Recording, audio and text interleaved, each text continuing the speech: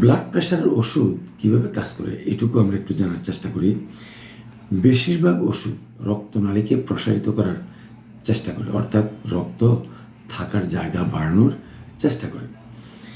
অন্যটি আছে শরীরের অতিরিক্ত পানি, অর্থাৎ শরীরের মধ্যে জমে থাকা পানি, বিভিন্ন অর্গানে জমে থাকা পানি, রক্তনালীতে জমে থাকা পানি, রক্তের মধ্যে অতিরিক্ত পানি বের করে দেওয়ার চেষ্টা করে। রক্তের অতিরিক্ত পানি বের হয়ে গেলে ব্লাডের ভলিউম কমে গেল এবং রক্তচাপ নিয়ন্ত্রণে চলে আসবে। আমরা যেমন ইডিলস, লেসিক্স, ইডিলক্স 20 বা 50, লেসিক্স 20 বা 40, এই জাতীয় ওষুধগুলো আমরা ব্লাড প্রেশারের অথবা বিভিন্ন অর্গানে পানি জমে থাকা, পানিতে হাত পা ফুলে যাওয়া, এই সকল কাজে ব্যবহার করে থাকি।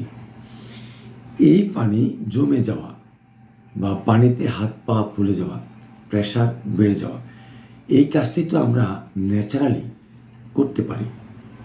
আমরা যদি শর্করা খাবার কম খাই, ইনসুলিন লেভেল নর্মালে রাখতে পারি, প্রোটিন 20% খাই, তাহলে আমাদের শরীরের অতিরিক্ত পানি এমনিতেই বের হয়ে যাবে, আর আমাদের ওষুধ ছাড়াই বের হয়ে যাবে।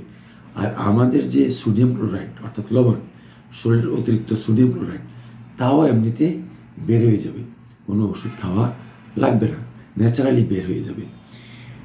তাহলে ইনসুলিন লেভেল কম থাকবে, শর্করা যেহেতু পানি ধরে রাখে, সেই জন্য শর্করা জাতীয় খাবারটা আমরা একটু কম খাবো, পানি কমে যাবে। ন্যাচারালি আমরা এই পানি কমে যাওয়ার কাজটা করা সম্ভব, ওষুধ লাগবে না।